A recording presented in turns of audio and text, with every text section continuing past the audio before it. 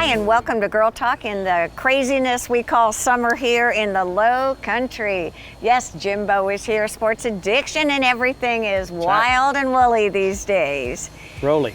And I know today, one of the things that we decided we were going to talk about is health and well-being and biking. Cycling is the thing. Yeah, if one good thing came out of the COVID, it's just people outdoor activities, and why not be cycling? I mean, cycling.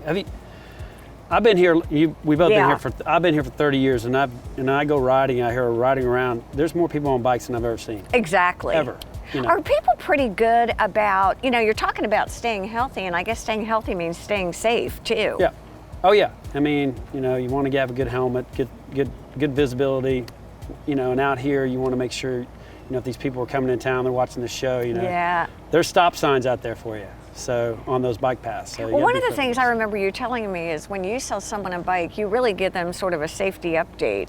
Yeah, we just kind of go through exactly what they need safety-wise, and then what kind of bike they're going to need to ride. Okay. Some people, things have changed for them. So balance-wise, so we try to get them on the, the right thing. Whether it's a two-wheeler, three-wheeler, recumbent, trike, anything like that. But do electric bikes come with their own set of, not issues, but their own set of things to know about?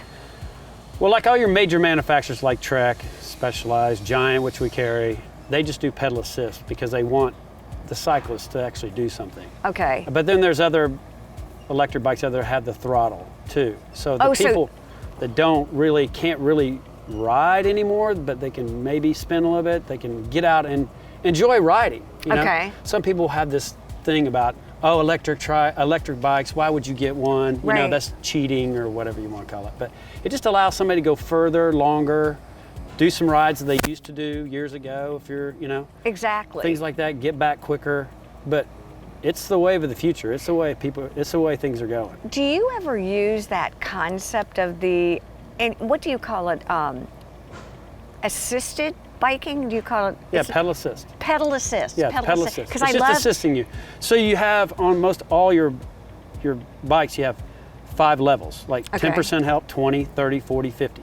Okay. So you can regulate how much help you want, or you can just turn it off completely. In my again well-being, because I do a lot of it with my therapy, we talk about health and wellness all the time. I would think that would be a way to build up your endurance. Absolutely.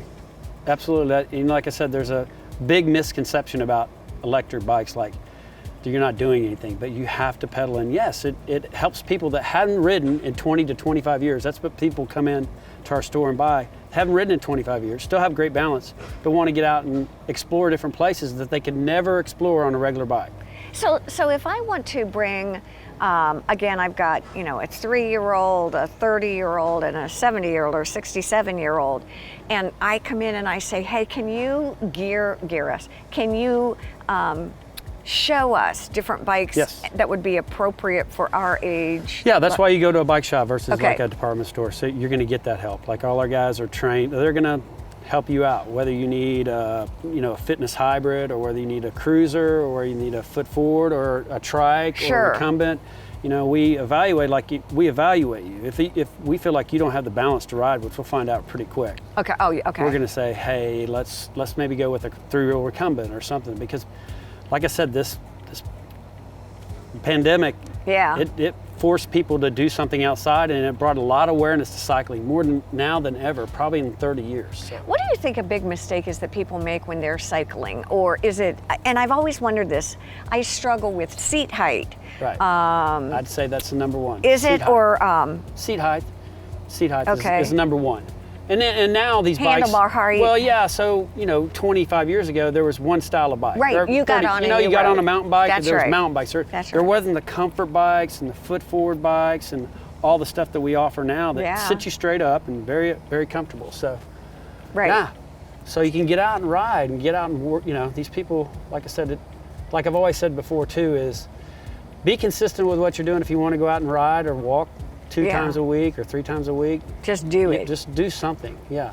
How do I set my seat? Is there a way, do you sit someone on the bike and then you see where their feet hit? Yeah, because a lot of people ride flat-footed, or a lot of people toe, so you just kind of have to see where people are as far as the riding, but usually when you sit on the saddle, you'd be like right on the balls of your feet. When you're sitting on the saddle, if your feet are on, if you're on the balls of your feet, that's about the right height. That's okay. Is that what it is? Yeah. And what about seat and saddle sizes? Got all kinds of saddles, seats, yeah. Because it's not like you said the old days. You just got on and right. Like, for instance, there's some bikes that they're narrow at the bottom, so you don't want a big old wide seat. Wide isn't better. It's more about the cushion, but we have 7 or 8 different styles of seats you can trade up to. God, I so remember when I first started spinning, and you could buy the padded. Can you still buy? Yeah, you still buy the pad. Yeah. Oh, can you really? Yeah. Those things were awesome. Yeah. They were better for spin than class? Yeah, for spin classes or the padded shorts. Yeah. Padded shorts. I don't know how anybody rides more than 10 miles without a padded short. All right, you got to talk me through this. Yeah, you need a padded short.